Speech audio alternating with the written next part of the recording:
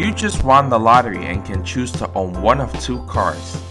The first option is a Lamborghini with 550 horsepower. The second option is a Ferrari with 550 horsepower. Which car would you choose? Confused? If I told you the third option is a Lamborghini with a horsepower of 460, which car would you choose now? If you are like most people, you would choose the first option. This is because our brain is shaped to think relatively. In the first example, it's hard to make a decision because there isn't anything to compare it to. Predictably Irrational: The Hidden Forces That Shape Our Decisions by Dan Ariely. Here are 3 big ideas from this book that will help you realize how our brain works and how to avoid making some of the mistakes. Number 1. Social norm versus market norm. Perhaps this is a very common mistake people make when doing business. Social norm include friendly requests with instant payback not being required. For example, I treat my friend out to dinner. Market norm is a repayment for doing something usually in monetary form. A poor distinction between the two is what causes a lot of relationship conflict. For example, I do not do business with family because it is a contradiction to both social norm and market norm. Let's take a look. Social norm: no repayment for service is required. You go above and beyond. And poor service is acceptable. For market norm, your livelihood depends on repayment.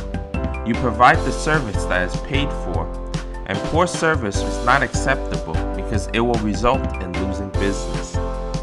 It gets worse in practice because you are essentially mixing social and market norm while doing business. For example, my cousin hired me to sell their house.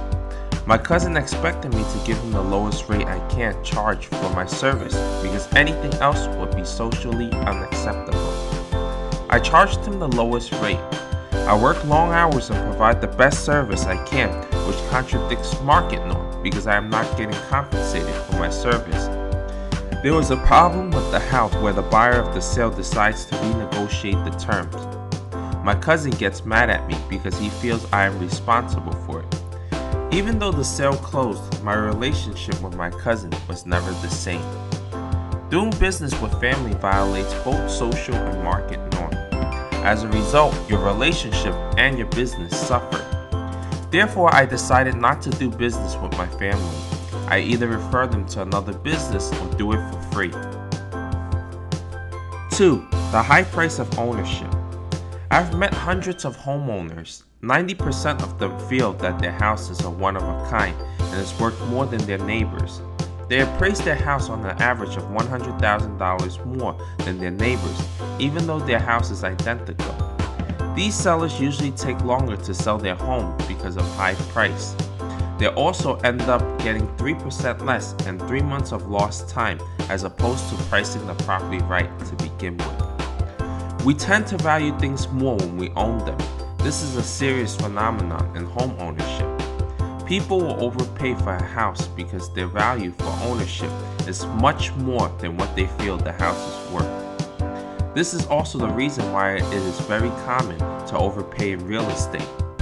I made it a habit to wait a few days before I buy anything. I wait until the emotions wear off so I can make a logical decision. This can save you a lot of money from impulse buying. 3. Avoid procrastination. When we have options, it gets hard to focus on the objective. If you have 3 weeks to write an essay, you will wait until the last day to do the work. We won't do it on the first day because we always have the next day. That's why I set artificial deadline for myself. Here's an extreme example of how I avoided procrastination and focused on my goal of building wealth.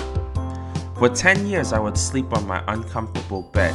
Every time I drifted off my goal, I would be reminded when it comes to sleep for me to stay focused. Even though I made some money, I held off from buying a more comfortable bed because the comfort will cause me to lose some of my drive. It was not until I accomplished my goal that I decided to buy myself a new bed. I'm not telling you to follow my example because it is a bit extreme, but do set artificial deadlines. If you want to become a millionaire, set a date on when you want to become one.